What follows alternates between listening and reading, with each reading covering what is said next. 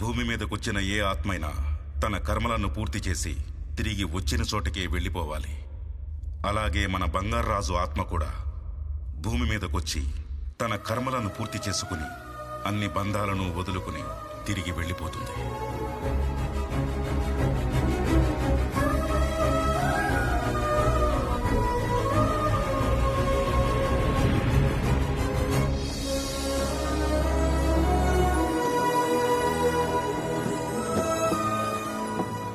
ఏమయ్యా, మీ యముడి గారు ఎలా ఉన్నారు? ఆయన మీకు తెలుసా?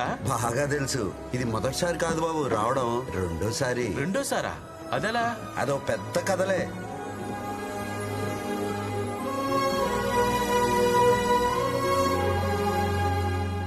ఏంటయ్యా, నరకం ఇంత మారిపోయింది? ఇది స్వర్గం. మా యమధర్మరాజా వారు మిమ్మల్ని స్వర్గానికి పంపించవలసిందిగా ఆదేశించారు. స్వర్గం అంటే రంభావరుసి మేనకలుంటారు, అదే కదా? అవును. మీరు బయలుదేరండి, నేను లోపలికి వెళ్తా.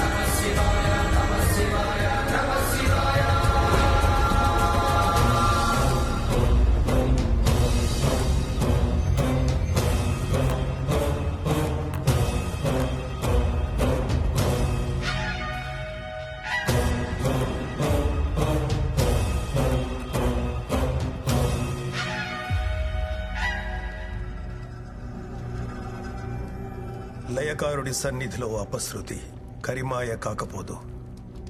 దుర్మార్గ చిత్తమెల్ల ప్రళయరుద్రుని త్రినేత్ర జ్వాలల్లో భస్మీపటలం కాకపోదు. స్వామి, చరిత్ర పునరావృతం అవుతుంది. బోధపల్లె స్వామి, సమస్య జనించింది. దానికి పరిష్కారం ఏమిటి స్వామి?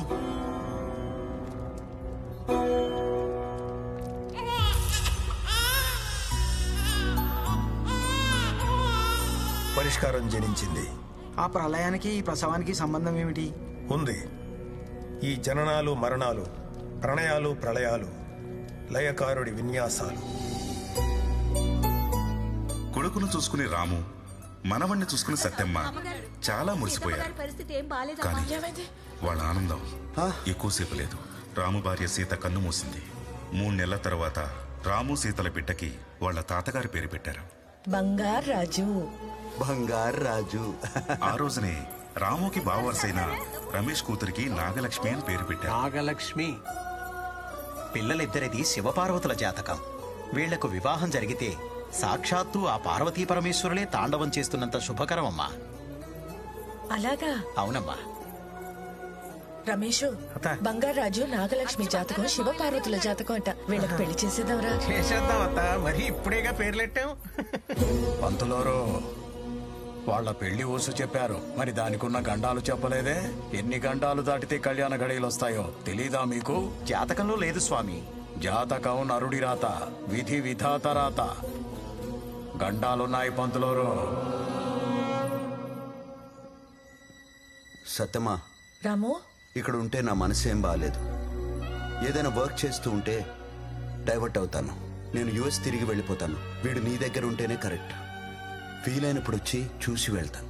అలాగేరా. త్వరలో నీకు మంచి సంబంధం చూసి పెళ్లి చేసేస్తాను. సీత జ్ఞాపకాలు నాకు తోడుంటే చాలు. ఇక వీడికి తల్లి అంటావా? నువ్వున్నావు. మళ్ళీ ఈ టాపిక్ తీసుకురాకు.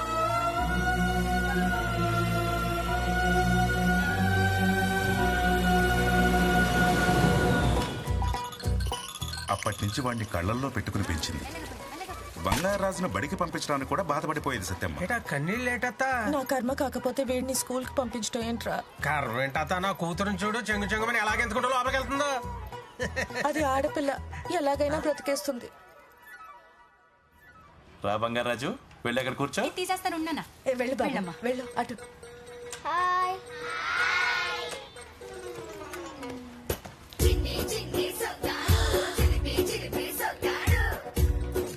ఆహా, మా బంగారాజు పైన చూసినట్టు ఉంది. అంటే అది రే, అది బంగారాజుని స్కూల్లో జాయిన్ చేసాం, కొంచెం చూసుకోయే. జాగ్రత్తగా చూసుకోరా. అది అలాగే. బంగారాజు ప్రతి పుట్టినరోజుకి సత్యమ్మ వాడికి కుంకుడికాయతో తలంటేది. ఊరంతా పండగ చేసేది. తిను బంగారం. వయసుతో పాటు బంగారాజుకి చిలిపితనం కూడా పెరిగింది. పిల్లలు, రేపు క్లాస్ లీడర్ని పెడుతున్నాం. ఇంట్రెస్ట్ ఉన్న వాళ్ళందరూ పేర్లు ఇవ్వండి. ఆ మాటతో గడుసు పిల్ల నాగలక్ష్మికి ఓ ఐడియా వచ్చింది. ఏంటి నాగలక్ష్మి ఇవన్నీ? జున్ను, పాలు, కూరగాయలు, కుంకుడుకాయలు. మీ అందరికీ మాస్టారు. ఆహా, మాస్టారు, ఈ రోజే కదా మన క్లాస్ లీడర్ ని ఫిక్స్ చేసేది. అవునమ్మా. సరే మాస్టారు. సో క్లాస్ మొత్తం మీద లీడర్ అయ్యే చాకచక్యం మన సర్పంచ్ గారు అమ్మాయి నాగలక్ష్మికి మాత్రమే ఉంది. నాగలక్ష్మే class leader. Thank you master. ఏ బంగారాజు, నువ్వు అమ్మాయిల మధ్యలో ఎందుకు కూర్చున్నావు? అక్కడికి వెళ్ళి కూర్చో. నువ్వోరే నాకు చెప్పడానికి? నేను క్లాస్ లీడర్ నిరా. పోవే జున్ను లీడర్. నన్ను జున్ను లీడర్ అంటావా? అన్నే కొడతావా?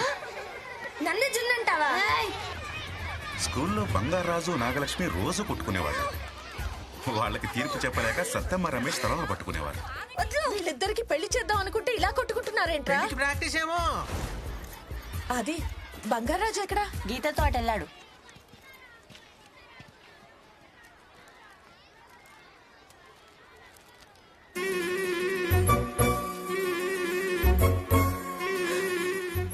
సత్యమ్మ ఓ రోజు చూడకూడదు చూసింది. బంగారాజు! లెగండి, లెగండి, లెగండి. కూత మారినదేమిటి? మా ఆవిడ వచ్చేసింది. లెగండా. సత్య, నువ్వేంటే ఇక్కడ? అయినా నువ్వు చచ్చిపోవడం ఏంటి? నేను చచ్చానని బాధ, వచ్చానని బాధ. ఆ? ఏంటి వీళ్ళతో ఓ కింద మీద పడి పొర్లేస్తున్నావు? ఈ పొర్లడంలో ఆయన తప్పేం లేదమ్మా. మనసులో ఉన్నది సాక్షాత్కారం అవ్వడమే స్వర్గం గొప్పతనం.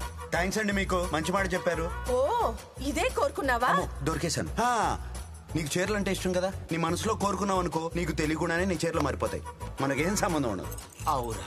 అది సరే, వీళ్ళెవరు? మన రంభ ఒరోసి మేనకాను. నా ముద్దులు పెళ్ళం సత్యమ్మ, మీకు అక్క అవుతుంది. అటులనా సత్యం అక్క గారికి ప్రణామములు. ఇప్పటి వరకు చువ్విచ్చి అని కవ్విచ్చి ఇప్పుడు ప్రణామములట. ఏ మాట కామాటే గాని బంగారాజు బాబు గారు చూపులతో ఊచకోత కోసేస్తారక్క. అక్క చెక్క అన్నావు అంటే తొక్క చెక్కేస్తాను. నువ్వేంటయ్యా వీళ్ళని చూసాక నన్ను మర్చిపోయావు? నేను అలిగా. అలిగితే నువ్వు డబల్ అందంగా ఉంటావే పుట్టికి. పుట్టికి అనగానేమి? మా ఆవిడ కొంచెం పుష్టివర్ధనం కదా, అందుకే ముద్దుగా పుట్టికి అని పిలుస్తా. అలా పిలిస్తే దానికి బోల్డ్ అంత ఇష్టం. ఇష్టం అంటున్నారు, అక్కగారి ముఖంలో ఓ నవ్వు లేదు, ఓ ఆనందము లేదు. అలిగింది కదా, బయటికి కనబడనివ్వదు. కోపంలో కూడా చిన్న నవ్వు కనబడద్ది చూడండి, దాన్ని దాచుకోవడానికి నానా తిప్పలు పడద్ది. మా సత్యమ్మకి నవ్వు కళ్ళల్లో కనపడద్ది, అదే ఆమెకు అందం. కాసేపటికి నవ్వు సిగ్గు రెండు మిక్సింగ్ అయిపోతాయి. అయిపోయి ఒకేసారి బ్యారేజ్ గేట్ ఎత్తినట్టు పొంగెత్తామే సత్యమ్మకి. అయ్యా ఓ బంగారం, నువ్వు మాయలోడివి బంగారం. ఎంత కోపంలో ఉన్నా మనసు ఐసు ముక్క చేసేస్తా.